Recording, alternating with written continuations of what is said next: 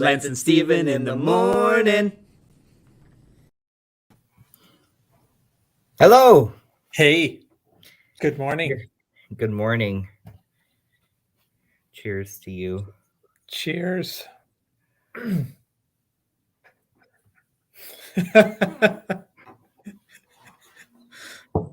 What's this? Our second last one? Third last one?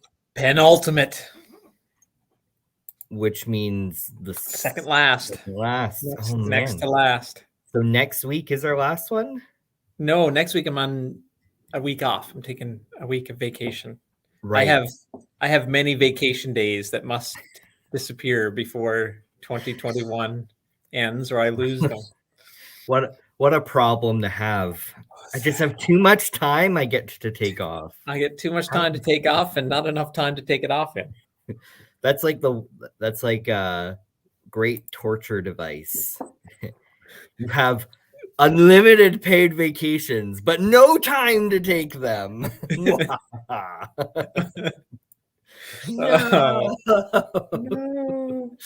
Yeah, it definitely feels like that this time of the year for me. I always save some time for this time of year because I need it, because I end up with heart issues and end up in the hospital. So I don't want that to happen again. Christmas is supposed to be a season of joy, goodwill toward men and women, and peace on earth. And yet it's stress to hear. One of the most stressful times of year. Yeah. So, I mean, obviously I'm doing something wrong, but I can't figure it out. So my solution, take time off. Take time off. When all else fails, take time off. And just seeing here on Google, a study finds that in a survey, 88% of respondents believe the holidays are the most stressful time of the year. Mm-hmm. So I remember from pastoral counseling course way back in Bible school days, back in the turn of the century, 2000.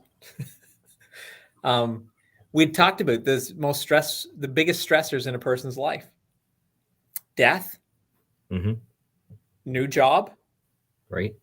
Marriage, like getting married, buying a new home, and Christmas. The 5 horsemen of stress. And I think having a new baby's in there somewhere too, but that's for sure stressful. Yeah.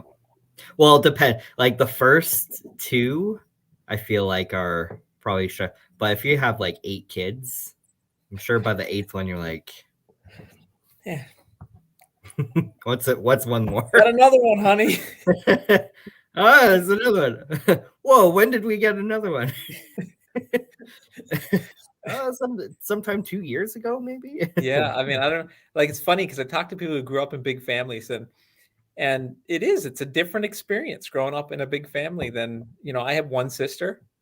You had a sister and a brother, right? I have 2 brothers and a sister. 2 brothers and a sister. So there's 4 of you. But yeah.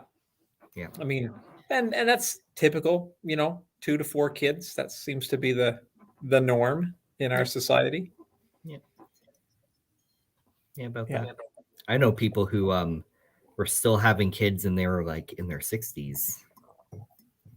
Yeah. Well, I mean, that not quite, but my great-grandparents. So my dad has an uncle who was born the same year as him, but a few months later. And then he's got another uncle that was born the same year as his younger sister.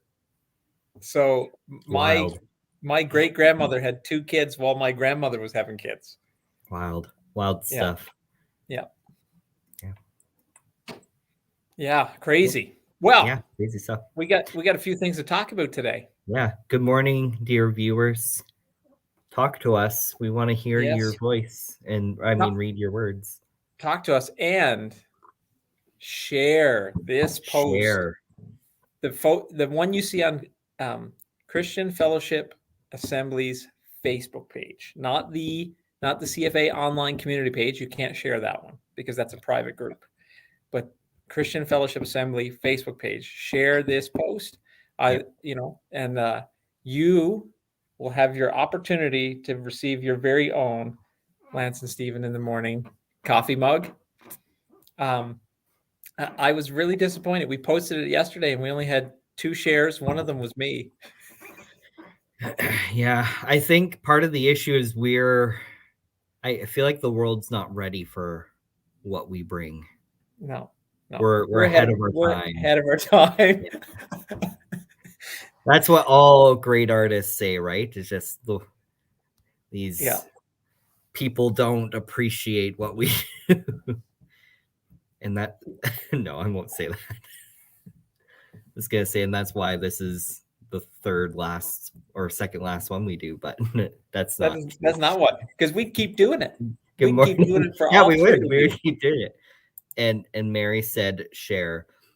Now, I don't know if you're joking, Mary, or if you're saying that you're sharing, or if you thought just by typing share, you get to. There is a tab. Should I do a share screen here, Lance, of how we do this? Yeah, why not? Why not? Let's not assume that people just get and understand how to do this. I mean, because we're not just dealing with, young. We're also dealing with the young at heart who aren't necessarily familiar with all of the nuances of this technology, right? So I'm gonna share. I'm gonna share my screen here, my Chrome tab. Hold on, I'm getting there. Okay, so this is what you got to do. If we see this, hey. Mm-hmm. Okay, so you're gonna see our CFA. There it is. Christian Fellowship Assembly page. You see this at the top, then you know you're on the right page. Good job, and Mary. Thanks for sharing. Here's our thing today, right? Where the video is. You're gonna go, boom, share. Boom. I'm interacting as Christian Fellowship Assembly. I have to interact as myself. Yeah. So, because this is going to be more what you'll see. So there it is. There's the page. And if you go down, this is wild. Go up a little bit. Yeah. So you're watching us and share this, and then you can see the screen right here of us sharing it. And then if you scroll again, oh, that's wild. Go up a little bit. Yeah. Oh, that's wild. And then you can see that's wow. This is meta. That's incredible. So, and then you go, boom, share. It's Inception. Like, how many layers deep are we? Share now, right there. Boom, done. There it is. Shared it. Easy peasy. Sandy did it. Done. So Mary and Sandy, I've added your names. Awesome.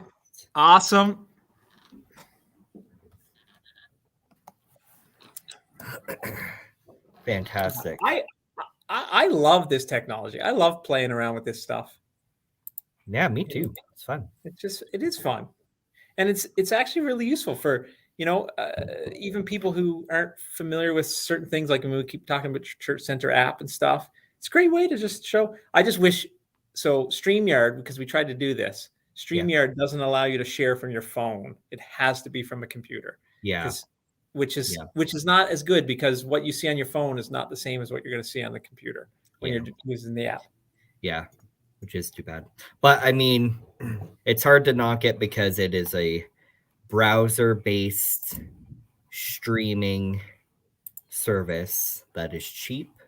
Yeah. And lets you easily have lots of people in on it without installing software. Yeah. So cool. Anyway. So Lance, what's on the slate? What are we waxing eloquent about today? Well, first I want to talk about Sandy saying, you mentioned Meta. I really enjoyed Iceland parody of it. Did you see that? Did you hear about that? No. So for those of you who don't know, Facebook, the company Facebook, recently changed its name to Meta. And so Meta is the company that owns Facebook, Instagram, WhatsApp, Okay. Yeah. etc. Yeah. And they are working toward their big thing right now is they're wanting to create what is called the metaverse. The metaverse. The Yes. metaverse. So all about like virtual reality spaces and basically wanting to create a digital reality metaverse that all sorts of things done in real life can happen in that space. So there's a lot of social commentary and tech commentary that could be made on that. But yeah, then Iceland, one of their biggest industries is tourism. Sure. And so they made a commercial basically making fun of the metaverse and meta, just as a fun way of trying to encourage people to come be here in reality. That's in Iceland. Yeah. So YouTube it, Iceland meta commercial or whatever. I'm not sure exactly what you type in, but yeah, they made it. Well, and it's because the actual meta, like the company meta, their actual commercials they've created to talk about wanting to create the metaverse are actually ridiculous. Like Mark Zuckerberg just it's like they're really excited about this, but it just looks really goofy and it's hard to take super seriously. And yeah. So, the usual thing with these big tech companies, right? Yep. Sandy's saying right. Doesn't meta mean death? Yes, in Hebrew, meta means death. So that was also, basically there's lots of ammunition for people to make fun of. But the common understanding of meta now is good job, Mary. Wow. Yeah, that's fantastic. She was using computers when I was playing with dinkies. I wasn't even born yet. It'd be 10 years before I graced this earth. And she was already using computers. Yeah. Anyway, sorry, Steve. No, I mean, meta is, I think it means referring to itself, I think is kind of the idea. So like when you do something in a movie or a play or a song or something that you're almost breaking the fourth wall, they call it, like, so it's so that you're so in a song it's almost referring to the singer singing the song itself. It's for something that refers to itself. Yeah, I think is kind of how it's which then I don't know what that Zuckerberg's going with this idea of metaverse. Well, I think it's kind of the idea of, so in that definition of it's like outside of itself, referring to itself. And I think the idea of the metaverse, which wasn't coined by Zuckerberg, is like that idea has been around, and even like DC Comics, Marvel Comics, the idea of different universes and stuff. But yeah, this idea of the metaverse being this virtual reality space where real life stuff happens, but virtually, but then there's reality outside of it, right? Yeah. So it's you got layers, right? And that's the idea with meta. Like there's layers too. Yeah. But then, so here's the big, this isn't the point of our podcast. No.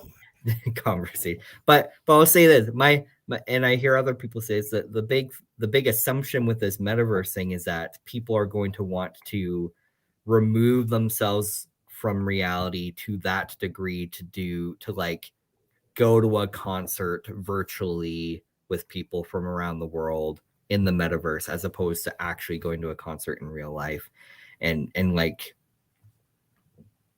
will people actually want to do that? If you're walking around, like I heard one person be like, you got to think about the technology you need to actually engage with this metaverse they're talking about. So you need to wear a big clunky VR headset thing.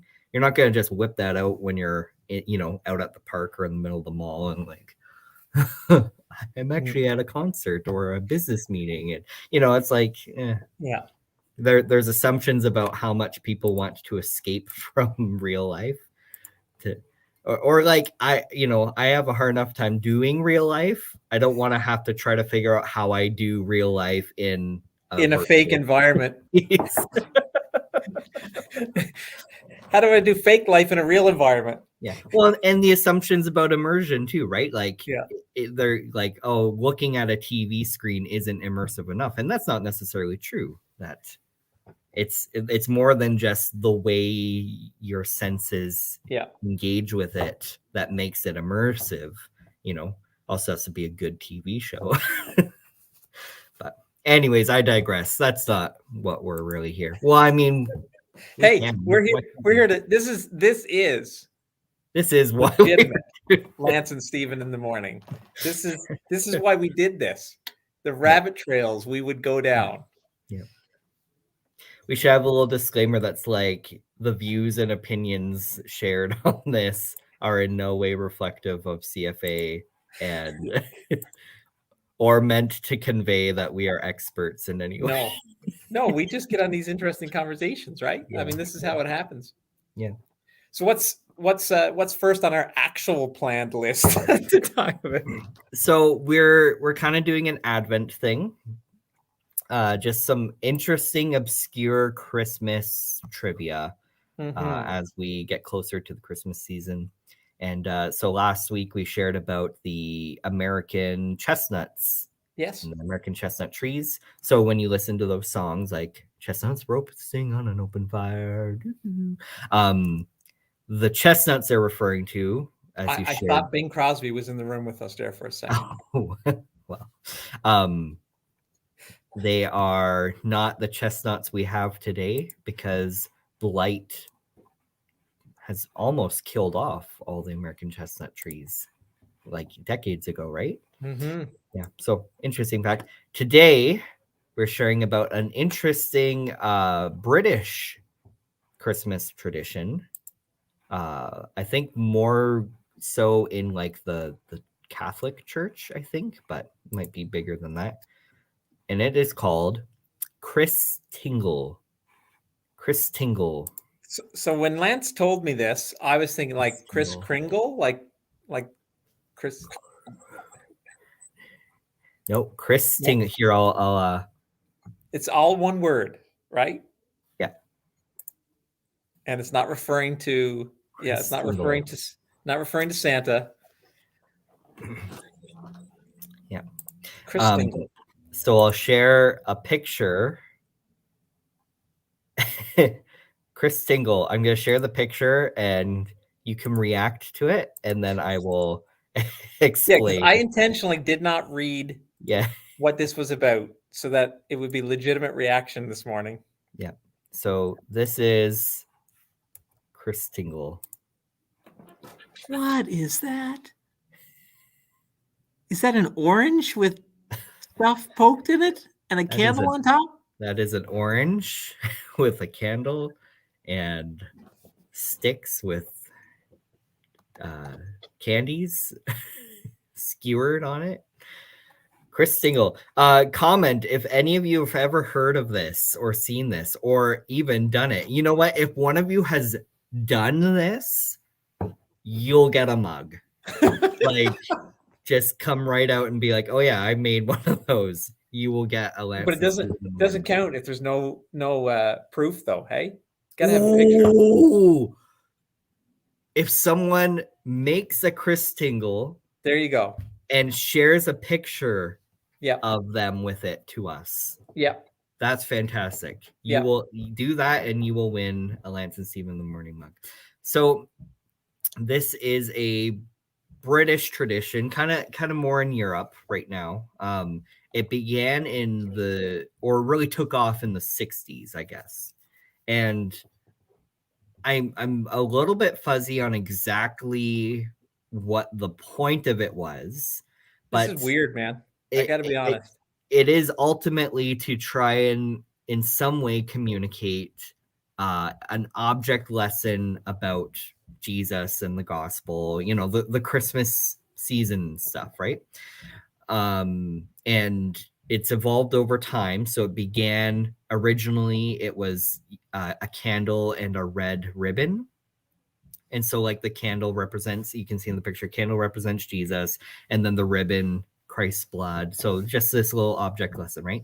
And the idea was this was something given to children as sort of an object lesson up around this. And then over time it evolved. I'm not sure when or why the orange came into it, but and then the candy stuck in it. Yeah, you'd stick a candle in the orange, and then over time is candies stuck into it, and it just all represents stuff. So you can see like the candies represent God's creation, the 4 seasons.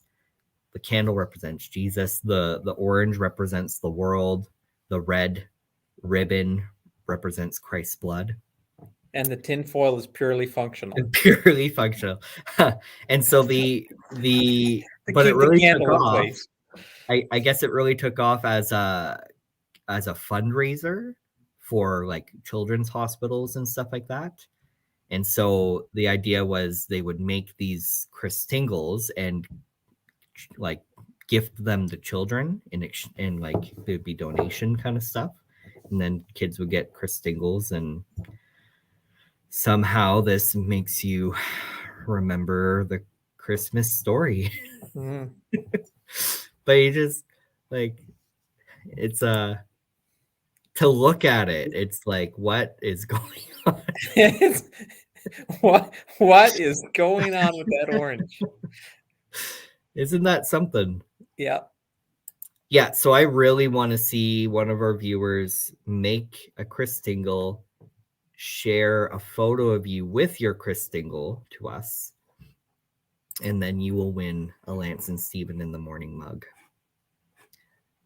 So wow. So that's my Christmas random thing to share today. That is interesting. Yeah. But you know, it leads to an interesting conversation because like how much of what we celebrate, you know, at Christmas, or the trappings of the Christmas season, right, have anything to do with what we say is the meaning of Christmas. But it's interesting because, you know, in previous churches, you always have individuals that refuse to celebrate Christmas in any traditional way. The tree is evil, it's pagan. The season itself is pagan. You know, like, we Christians are a unique bunch. Let's be honest. We rather are, yes. Yeah. And you always have these outliers within that setting. But it's true. The tree, that the time of year, I mean, it's honestly, it's genuinely believed that Jesus was born around April. Yeah. I had one of my Bible college profs was a part of a scholarly group that were trying to pin down the exact date of Jesus' birth. Oh, yeah. And they pin it sometime around April 4 BC. So we didn't even get the right year. You know, when you change the years to AD and BC, right?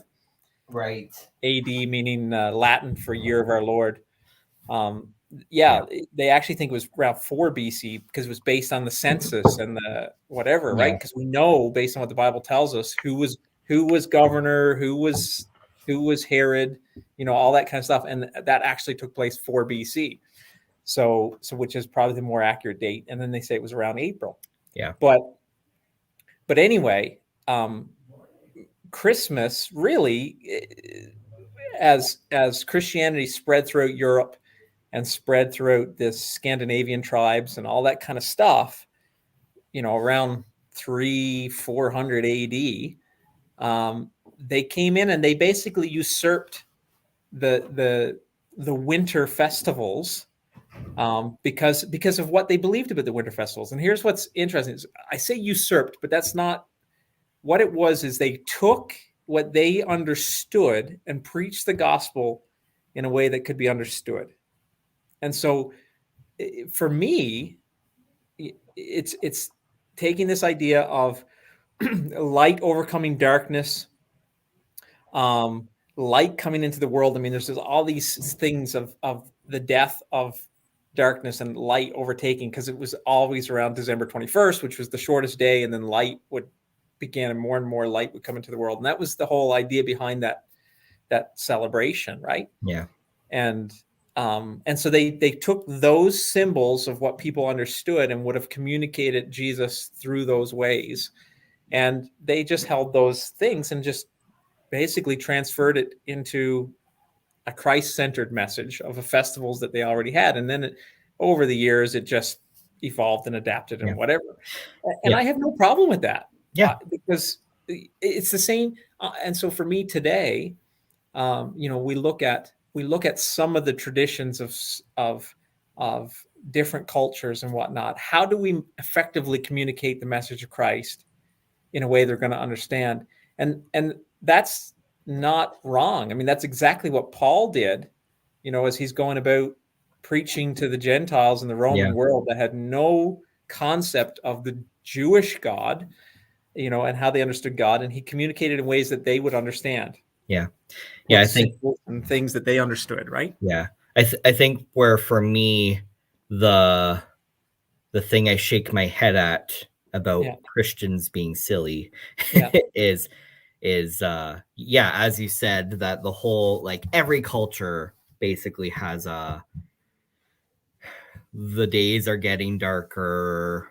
How do we kind of celebrate that life will return, light will return, like pretty much every culture. And so this idea of bringing a tree into your house, I think, was more tied to here the evergreen or whatever. It's still alive through the season. So we bring in to remember that plants will grow again, and you bring light in because the sun will come back, and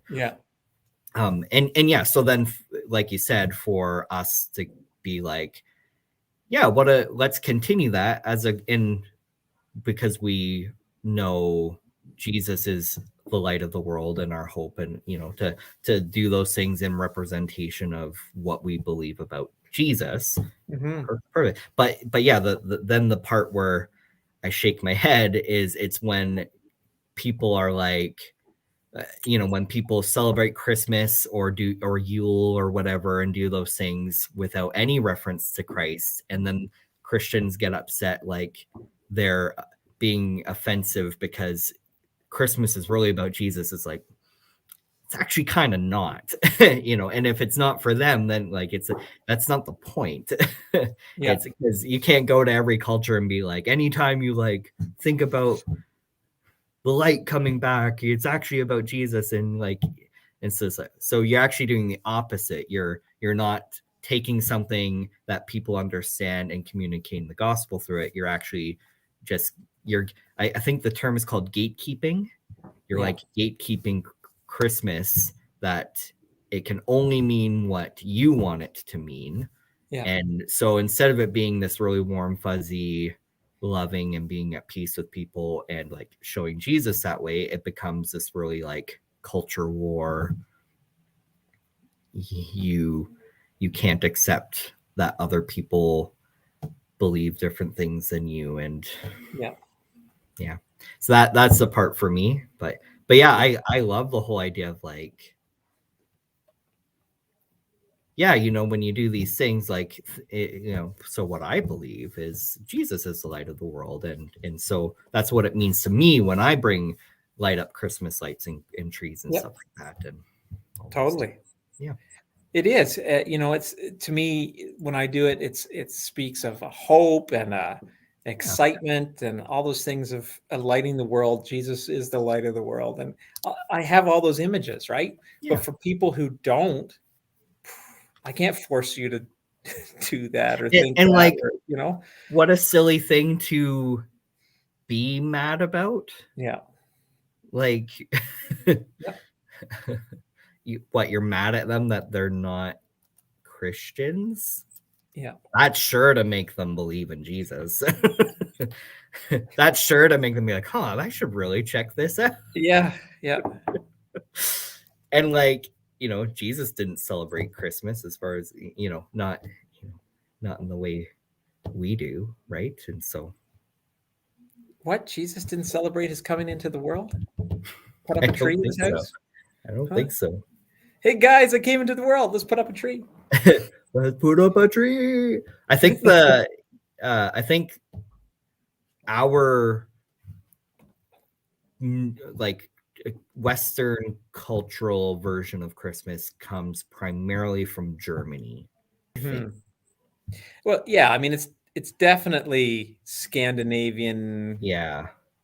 That kind of a Yeah, we need Marcelo to come on and tell us what like historically their like what do they do during this time of year?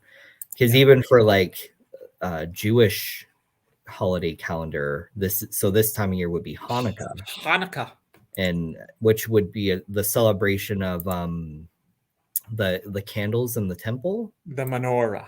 Yeah. Yeah, And so it I has think something to it's do with the tied to, like, Maccabees, right? yeah, The Maccabees War, and yeah. the candles supernaturally continued to burn in the temple, Good afternoon. right? Even though they'd run out of oil, the candles were supernaturally continued to burn. Right. Which is interesting because it's the same time of year, and it's a miracle of light again, right? And so that again, so I love pointing to these things, and different cultures have it, and people say, "Oh, you know, every culture has their own Jesus myths or Jesus mythologies or whatever." What if? What if that's God's way of revealing truth to every single culture? You know what I mean? And because he says, you know, it's written in Romans that creation itself speaks to God's glory so that peoples are without excuse.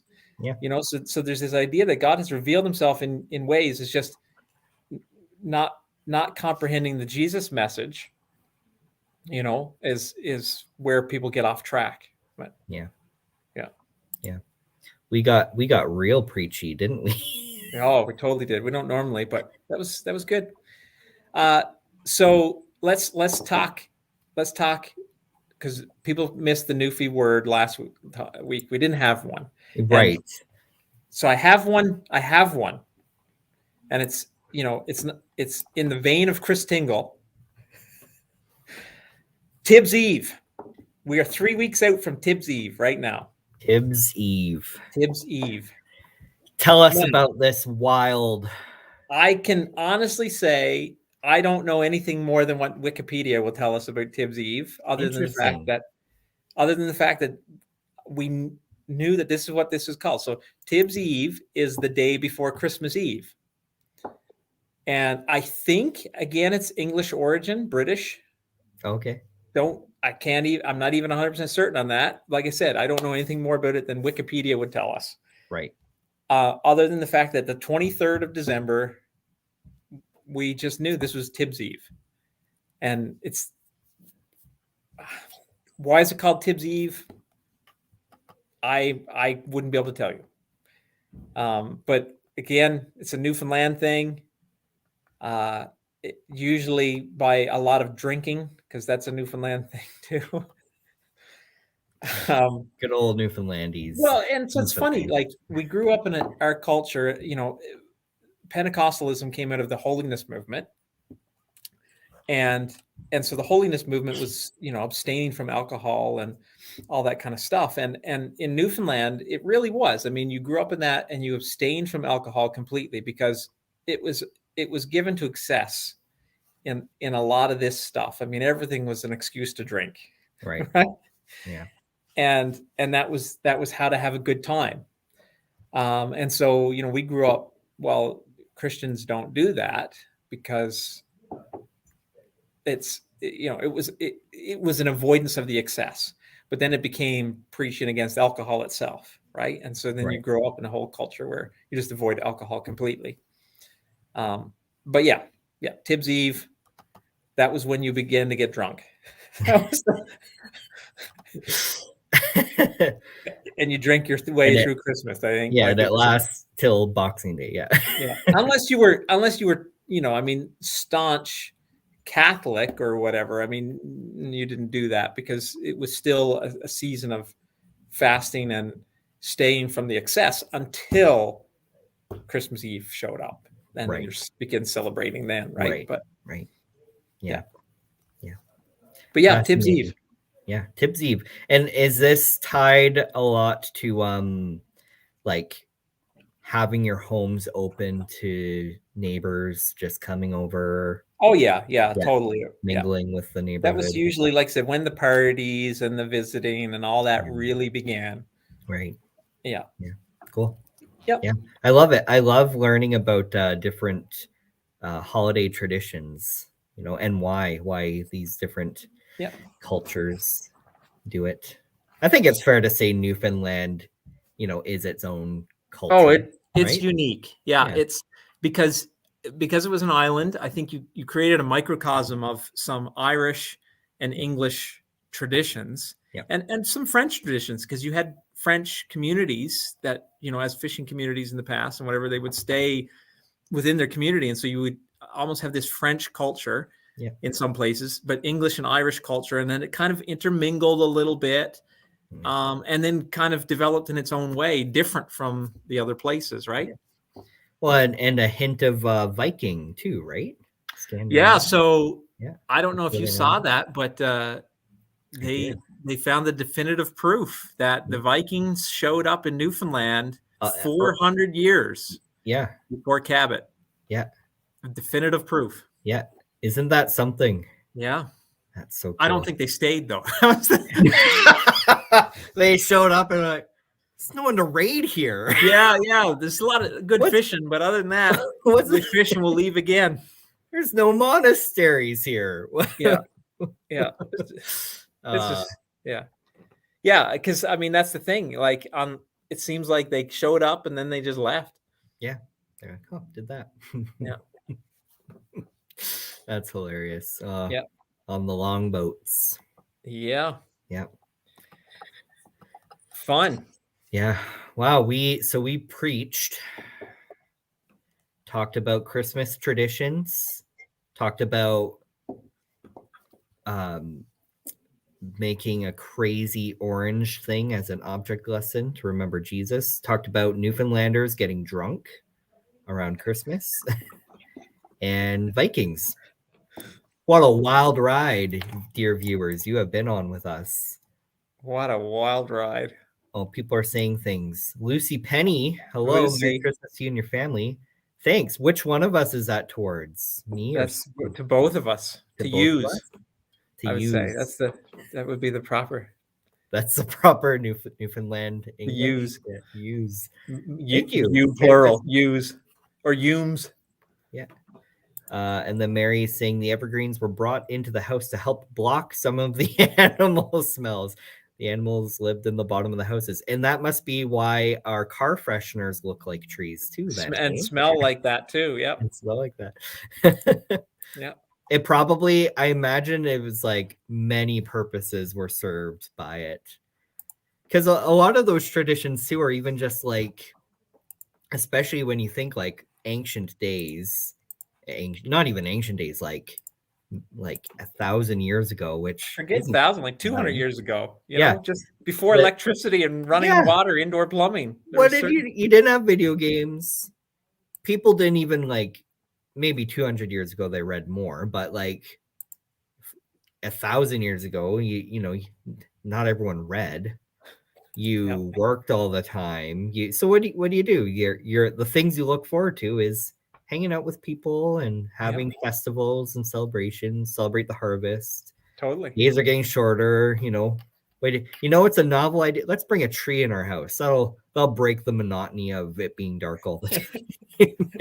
Let's put candles in it. Maybe it won't burn down, but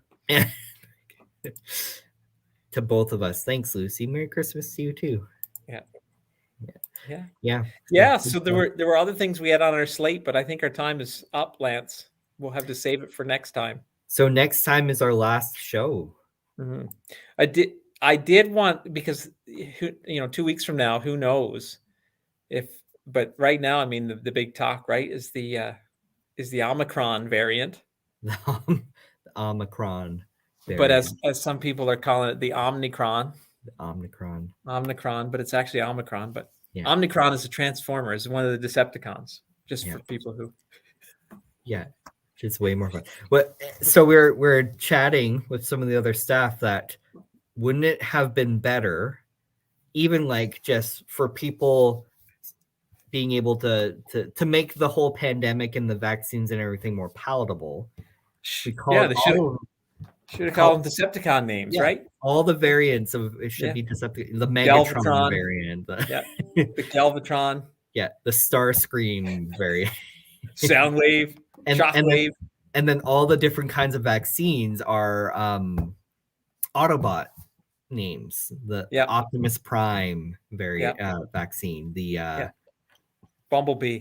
The Bumblebee. I don't know many of the good guys. The Autobots. Yeah, they're usually not as fun as the Decepticon names. I mean, I loved Transformers as a kid, but I'm drawing a blank now of no Megatron and Optimus Prime. That's really all you need. Yeah. Did you ever watch the I think it was called Beast Wars? Like the Transformers, Scorponok or something. Yeah. And they crashed on a planet. Waspinator. Yeah. Optimus Prime is a gorilla in his. Did you ever watch that? Optimus Primal, wasn't it? That was so. No, I think they called him Optimus Prime normally. Was it? Yeah, but then the other dudes took like animal-esque names. I couldn't get into that. Like that was because Transformers had because they went and they scanned the things and they did it so that they could hide. Yeah. Amongst whatever world they live in. Why you need to hide amongst animals and dinosaurs? They don't know you're there. Like they don't care. That was they're very conscientious. Yeah. They're very like pro PETA.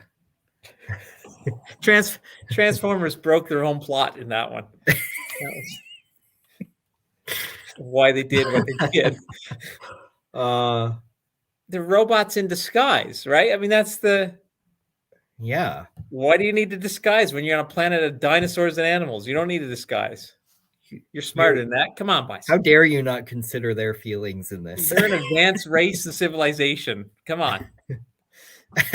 Well, as far as they don't know. Maybe as far as they're concerned, all the animals are like these are highly intelligent creatures that will like eat us if they find out. And I don't know. I never really understood the science behind the Autobots and Decepticons. Well, and so even that they were called Autobots, like so there's this advanced race, but Autobots. I mean, like because it started that they were vehicles, like automobiles that transformed into robots, right? Right, but they were robots that then hid as vehicles. As vehicles, hence Autobots, right? Oh, I thought it was Autobots like autonomous robots. No, I think they may have changed that. Did they? Let's be honest. These things were just made as toys to sell to kids. Like, and then they tried to come up with a cool story. Why do you have to be so cynical and ruin my childhood? Yeah, and we got to come up with a story that fits now because kids are really interested in this. So all the joy of childhood is really plots by corporate capitalist machines trying to make me live in a matrix and earn money off of me. He-Man, G.I. Joe. I'm sorry, Lance. All of it just made to sell toys to kids. Yeah. Wow. Your childhood comes crashing down. Yeah. Yeah. The title Autobots is explained to be the short version of the title Autonomous Robotic Organisms. Sure. But let's be honest, that is not the original. That's somebody on Wikipedia trying to justify their childhood as I wasn't just a shill for some corporate company to make money off of. Well, now whatever helps you sleep at night. Well, now we know why Tibbs Eve became a thing. Well, I can't live in this reality. I can't live in this reality where everything I take joy in is just a corporate scam to. Oh boy, this went downhill. We should have ended 5 minutes ago. Oh, everything in my life is designed to pad the pockets of Mark Zuckerberg. Yep. All right. So Okay, yeah, we better make your Chris tingles. Take a picture. make your Chris tingles. Lucy, thank you. You also don't eat too much turkey, you. Yeah. All right.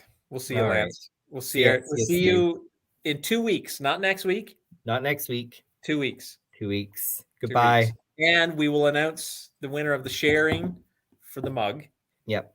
And hopefully by then we'll have received some Chris Tingle submissions and we'll show Yep. them on the show. Yep. Awesome. Awesome. All right. Bye, everyone. See ya.